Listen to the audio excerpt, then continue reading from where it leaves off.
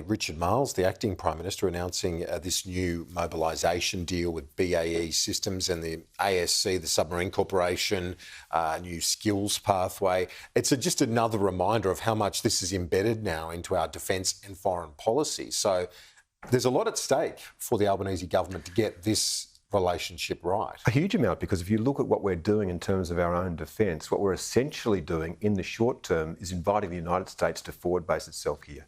That's how we're defending ourselves. So we're going to see a step up in the number of people from the United States. The number of Marines will be in Darwin. We're going to see rotations coming through our ports of their submarines. So I think that's a hugely important relationship. And here's an outsider for you. Richard Marles can play golf. Richard Marles would be accepted by both sides as ambassador to the United States.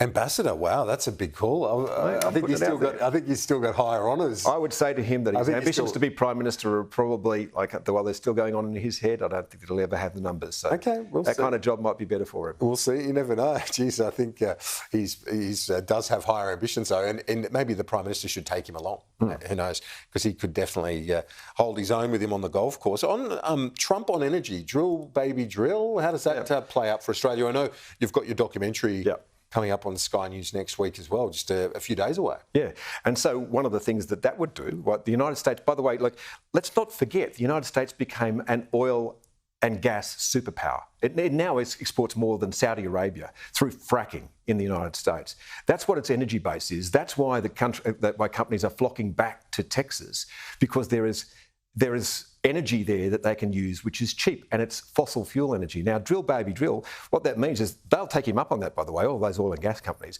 but that will drop the price. So in some ways, the Democrats are better for those companies, because what happens is what they lose in volumes, they make up in price.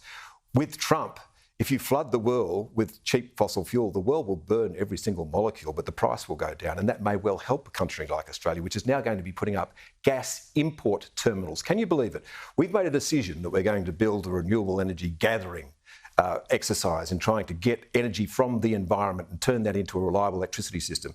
Well, it does not function as a reliable electricity system without being built on a backbone of gas. So we're not talking about a little bit of gas. We're talking about 15 gigawatts. Enough. Well, we've got a lot of gas. Why don't we just have a domestic reservation like they do in WA? Because we put bans on it in Victoria, Kieran, because we banned the exploration of it in Victoria for a decade. Now, of course, reality's beginning to bite. Those people who wanted this renewable heavy grid are now actually coming to the understanding, which they never understood, was that it can't work without a dispatchable fuel source. At the moment, it's coal. If we're going to replace that, it will have to be something like gas. And we're going to have to build 13 gigawatts of that gas, and we're going to need the gas.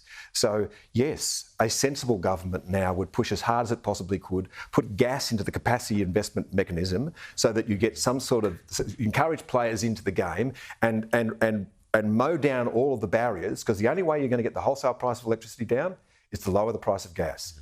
Renewable energy will not cut the wholesale price of electricity, because it will never set the price at hours of peak demand.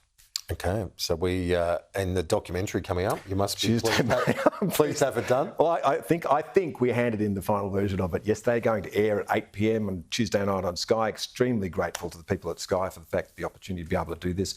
I do believe this is an important story. I think I've said to you forever, energy is everything. Without energy, there is no economy. And I think at the moment we're rolling the dice, and what we're going to build will be an extremely expensive and highly unreliable system, and it will not function as planned. I look forward to tuning in.